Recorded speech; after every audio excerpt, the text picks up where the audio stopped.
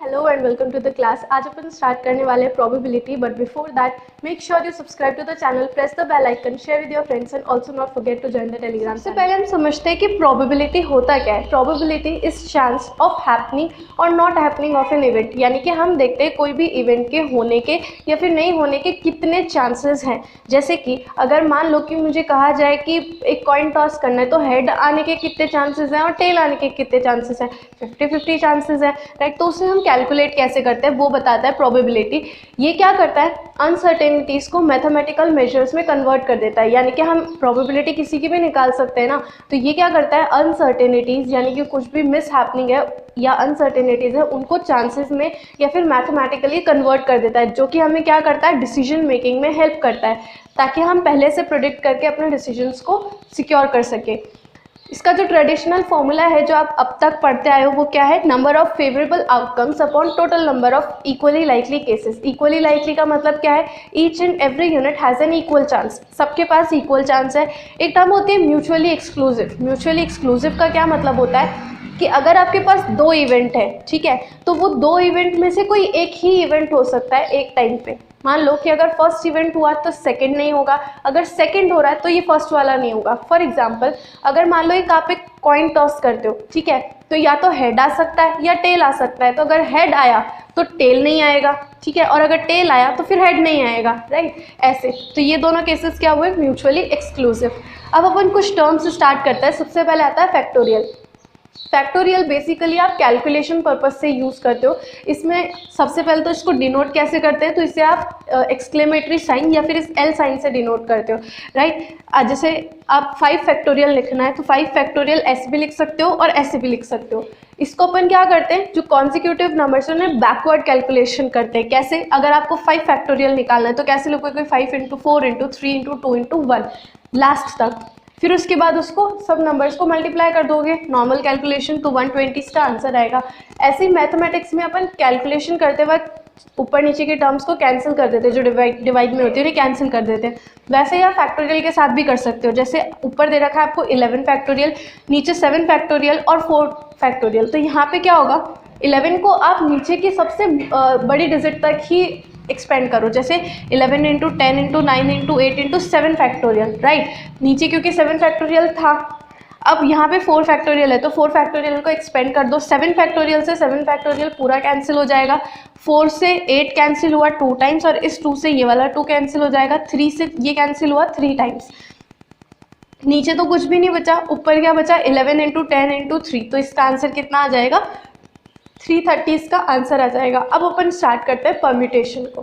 तो परम्यूटेशन क्या होता है, परम्यूटेशन हमें बताता है कि किसी भी टास्क को कंप्लीट करने के हमारे पास टोटल नंबर ऑफ वेज कितने हैं, राइट। और इसमें जो होता है प्लेस वैल्यू या फिर ऑर्डर मैटर करता है। यानी कि अगर मैं लिखूँ 1, 2 और 3, that is different from 3, 2, 1। Numbers तो सेम है, डिजिट सेम है, लेकिन उनकी प्लेस वैल्यू डिफरेंट है, राइट। तो ये दोनों अपन डिफरेंट कंसिडर करते हैं। एक और एग्जांपल लेते हैं।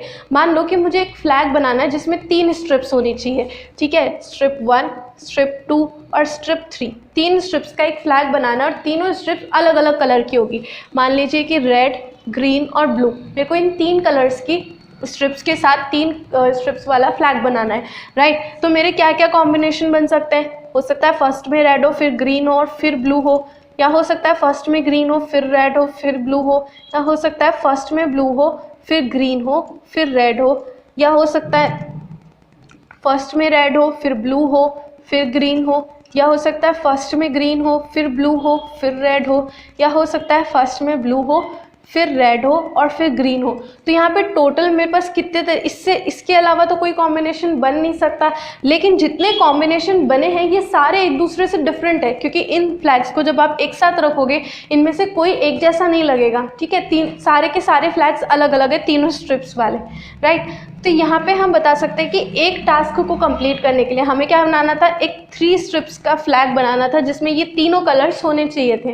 तो इस टास्क को कंप्लीट करने के हमारे पास टोटल वेज कितने हो जाएंगे, 1, 2, 3, 4, 5, 6। तो टोटल नंबर ऑफ वेज कितने हो गए हमारे पास, 6, यानी कि किसी भी टास्क को कंप्लीट हम कितने कॉम्बिनेशंस के साथ में कर सकते हैं, कितने तरीके से हम उसे कंप्लीट कर सकते हैं।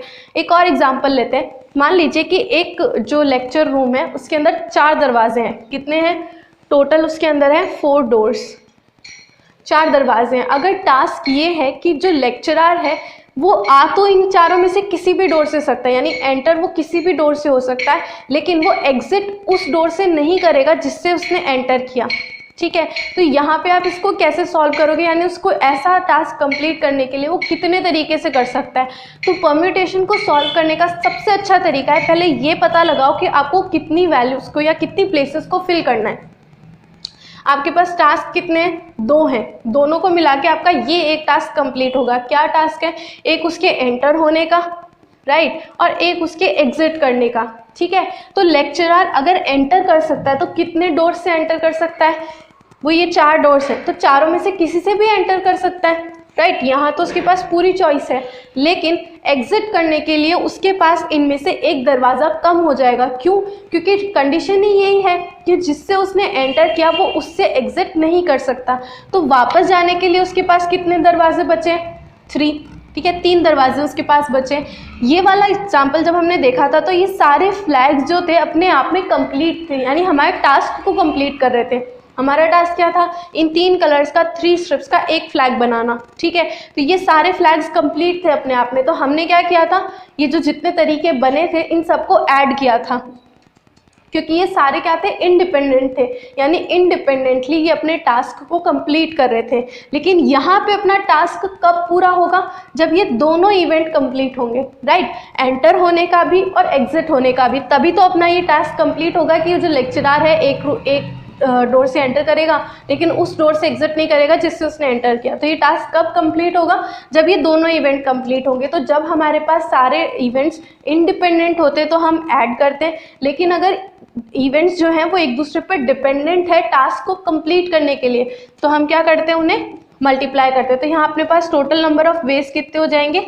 12 वेज। उसके पास 12 तरीके हैं इस टास्क को कंप्लीट करने के लिए कि वो किसी एक दरवाजे से एंटर करे और किसी दूसरे दरवाजे से एग्जिट करे। एक और एग्जांपल लेते हैं। मान लो कि किसी सेरेमनी के अंदर, आप अवार्ड सेरेमनी के अंदर आपके पास 2 प्राइजेज हैं। कितने प्राइजेज हैं? प्राइज़ 1 और प्राइज़ 2, और 5 कंटेस्टेंट्स हैं, यानी 5 उम्मीदवार हैं जिनमें आप ये प्राइज़ को डिस्ट्रीब्यूट कर सकते हो। कितने हैं?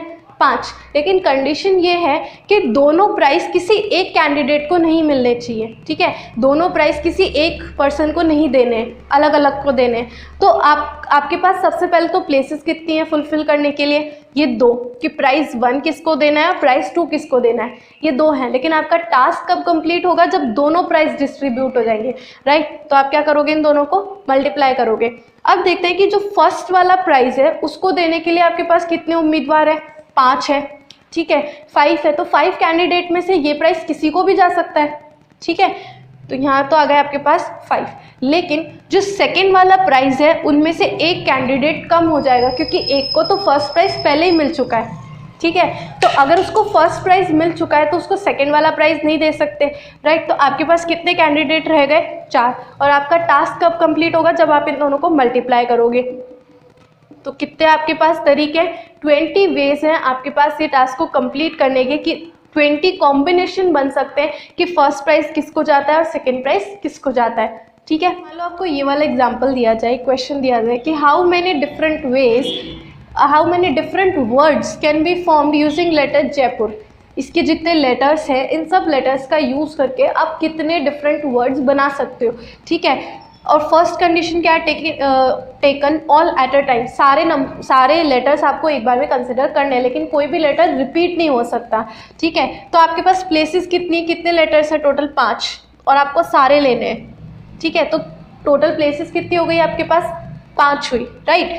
फर्स्ट वाले प्लेस पे तो कोई भी लेटर आ सकता है, 5 में से तो कितने? 5 हो गया। ठीक है, लेकिन सेकंड वाले में क्योंकि अब एक लेटर तो आप यहाँ यूज़ कर चुके हो, ठीक है, तो आपके पास कितने बच गए? 4। ऐसे ही यहाँ पे 2 लेटर्स यूज़ हो चुके, तो कितने बच गए? 3, फिर 2, फिर 1। ठीक है, लेकिन आपका टास्क कब पूरा होगा? पूरा कंप्लीट वर्ड कब बनेगा? जब आप सारे लेटर्स को एक साथ रखोगे। तो यहाँ पे अपना टास्क कब पूरा होगा? मल्टीप्लाई करने पर। ठीक है। इन सबको अगर आप मल्टीप्लाई करोगे तो आपको पता चल जाएगा कि जयपुर यानी 5 लेटर्स से आप कितने वर्ड्स बना सकते हो। ठीक है, कितने हो जाएंगे 23 60 120, वही जो अपन ने 5 फैक्टोरियल निकाला था। ठीक है, तो ये कितना हो गया 120 हो गया। इसको आप कैसे निकाल सकते हो 5 फैक्टोरियल से भी निकाल सकते हो। ऐसे अगर आपसे पूछा जाए 3 एट अ टाइम, आप एक बार में केवल 3 लेटर्स को ही कंसिडर करना है और आपको कोई वर्ड बनाना है। ठीक है, तो आपको प्लेसेस कितने फुलफिल करनी है 3 प्लेसेस आपको फुलफिल करनी है, राइट। तो फर्स्ट प्लेस पे तो इन 5 में से कोई भी लेटर आ सकता है। ठीक है, तो फर्स्ट के लिए 5, एक यहाँ यूज़ हो चुका है तो यहाँ कितने बच गए 4 लेटर्स बचे और यहाँ कितने बच गए 3। तो आप इन्हें मल्टीप्लाई कर दो, आपके पास टोटल कितने लेटर्स वर्ड्स बनेंगे 60 वर्ड्स बन सकते हैं इन 3 लेटर्स के यूज़ से। अब मान लो आपको एक एग्जांपल ऐसा दिया जाए, एक क्वेश्चन ऐसा दिया जाए कि दिल्ली, इसमें जितने लेटर्स आते हैं ना उनसे आप कितने वर्ड्स बना सकते हो, बट कंडीशन ये है कि एक तो कोई भी लेटर रिपीट नहीं हो सकता और दूसरी कंडीशन ये है कि फर्स्ट प्लेस पे हमेशा सिर्फ डी आना चाहिए। तो आपके पास वैसे प्लेसेस कितनी है 5 है, लेकिन इन 5 में से एक प्लेस तो रिजर्व्ड है, किसके लिए डी के लिए रिजर्व्ड है। तो ये अल्फ़ाबेट रिपीट भी नहीं हो सकता, तो एक अल्फ़ाबेट तो कम हो गया।